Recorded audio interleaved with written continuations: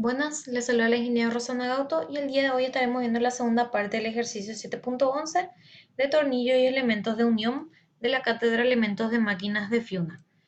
El ítem C pregunta cuál es la temperatura de equilibrio del conjunto teniendo en cuenta que el calor cedido es igual al calor absorbido, el calor específico C es igual para todos los materiales y Q es igual a M por C por delta T o delta de temperatura.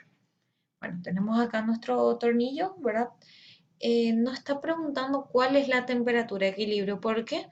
Porque este perno está entrando a una temperatura de 200 grados Fahrenheit y o sea, las piezas están con 80 grados, ¿ok?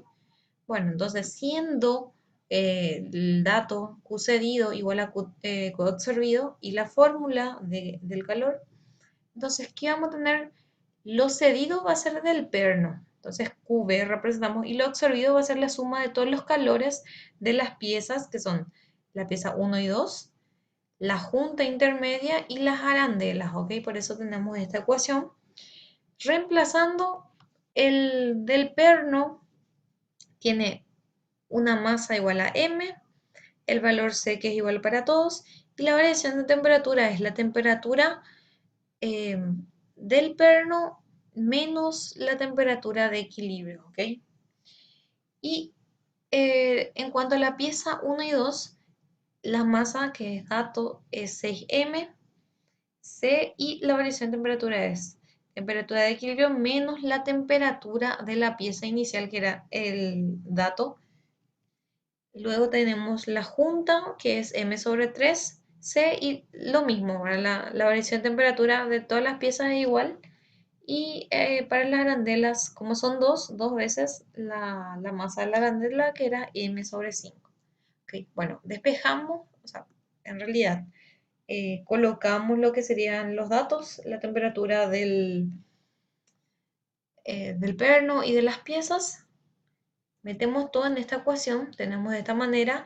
Lo que vamos a hacer es agrupar, ¿verdad? Nuestra única incógnita ahora ya es la temperatura de equilibrio donde yo voy agrupando y luego al llevar esto al otro miembro voy a tener mi temperatura de equilibrio que me salió en este caso 95,52 grados Fahrenheit. ¿Ok? Entonces, eso nomás sería lo que está pidiendo el ítem C, que es la temperatura de equilibrio entre el conjunto. Veamos qué dice el ítem D. Pide calcular la deformación total final del espárrago, ¿verdad? Este espárrago está sufriendo eh, varios sucesos, ¿verdad? A lo largo de ir apretando primero, luego tener la repercusión de lo que serían las piezas y por último también la variación de temperatura. Entonces, tenemos tres cuestiones y analizar y como son tres estados, lo que vamos a hacer es analizar con superposición de efectos donde lo primero que tenemos que tener en cuenta es el apriete del perno. Nosotros acá tenemos lo que sería la figura que relaciona la fuerza con la deformación del perno eh, y la fuerza con la deformación de las piezas. Bueno, esta es la fórmula de la deformación en el apriete del perno, que sería delta sub i igual a F sub i sobre KB. ¿Ok? La F sub i nosotros hace rato ya calculamos y la acabé también en uno de los ítems anteriores. Entonces, si consideramos este punto inicial, lo que va a hacer el perno es deformarse este tamaño, ¿verdad? Delta sub i, vamos a considerar de esta manera. Y si yo me voy a la página 212, veo que la fórmula de FI es PI por el área de esfuerzo. En este caso nos da esta presión de apriete que es 30 KSI. El área tenemos y con esta multiplicación nos salió una fuerza inicial o tracción inicial de 8,04 kips. O sea, acá en realidad yo calculo como para colocar en esta fórmula la cabella tenía, entonces reemplazo todo y me salió esta deformación delta sub i 1,9 por 10 a la menos 3 pulgadas. ¿Ok? Esa es esta primera deformación. Bueno, luego que tenemos el efecto, mejor dicho, de la fuerza externa Fe, que es esta fuerza acá, en el perno. Entonces, ¿qué es lo que hace que se deforme? Inicialmente por el apriete es esto lo que se deforma. Luego, esto es lo que se deforma, esta delta sub D, que le llamo acá delta sub D, o sea, delta E, la variación de la deformación, y es igual a la variación de la fuerza en el perno dividido la KB, ¿ok?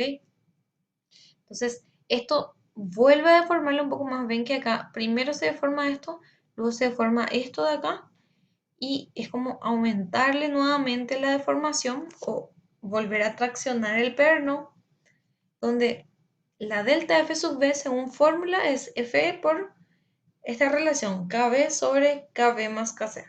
Reemplazo todo porque la Fe es dato. Entonces reemplazo todo y me sale esta variación de fuerza, que es la que yo voy a estar metiendo en mi ecuación, en esta fórmula, para poder tener la variación de deformación, o sea, delta D sub E. ¿Ok? En este caso me sale 2,02 por 10 a la menos 3 pulgadas. Bueno, es el segundo efecto que está sintiendo el perno. ¿Cuál es el tercero? Es debido a la temperatura, ¿verdad? ¿Qué es lo que pasa? El perno, como está reduciéndose su temperatura, la temperatura de las piezas está aumentando. Entonces, ¿qué es lo que está pasando? El perno se está comprimiendo, ¿verdad? De acuerdo a la variación de temperatura. Y entonces tengo esta fórmula, ¿verdad? Donde la deformación es alfa L por delta T, ¿verdad? Sería esto de acá. Bueno, entonces, finalmente el perno, esto es lo que se deforma, porque se tracciona esto y se comprime esto. Esto es lo que yo debo calcular entonces para poder tener esta deformación total final del espárrago. Bueno, entonces, primero de la tabla, ¿cómo yo puedo quitar este valor de alfa? Voy a la tabla y veo acá que arriba mismo habla del coeficiente de dilatación lineal, donde dice que es 7, o sea, si acá nos fijamos por los ceros, 7 pulgadas sobre pulgadas grados Fahrenheit, ¿verdad? 7 por 10 a la menos 6 por el tema de los ceros. Entonces con eso yo primeramente debo tener lo que sería la longitud total del perno. Vamos a ver si tenemos un poquito antes la figura del perno para saber de dónde calculábamos. Ven que tenemos acá. El perno en total sería este espacio acá más este total más este otro espacio. Y eso fue lo que se hizo en ese cálculo, ¿verdad? ¿Está bien? Entonces, eso es lo que nosotros vamos a tener acá, lo que se calculó. Tenemos la variación de temperatura, que es la temperatura B menos la temperatura de equilibrio que calculamos recién. Nos da este valor. Entonces reemplazamos todo, tenemos una variación de deformación, o sea, una deformación de 1,55 por 10 a la menos 3 pulgadas, ¿ok? Esa es nuestra deformación. Y bueno, entonces, ¿cómo yo quito la deformación total? Tengo que traccionar esto y comprimir esto para llegar finalmente a este punto. Entonces, sería delta sub i más delta sub e más delta sub t. Reemplazo todos los valores y ahí ya me da el valor de la deformación, ¿ok? La deformación total, o sea, cómo quedó al final el perno, cuánto en realidad se deformó. Porque todos esos efectos que vimos ocurren al mismo tiempo, ¿está bien? Entonces, finalmente eso nomás es lo que se deforma. Bueno, el ítem E pregunta cuál es el coeficiente de seguridad n, y yo para eso utilizo también la ecuación de Soderberg, donde ahí, ¿qué es lo que se hace? Se quita el material, ¿verdad? De la tabla AT7, por ejemplo, es este el material. Tengo acá SU que vale 70, S sub I que vale 45. Reemplazo eso, ¿verdad?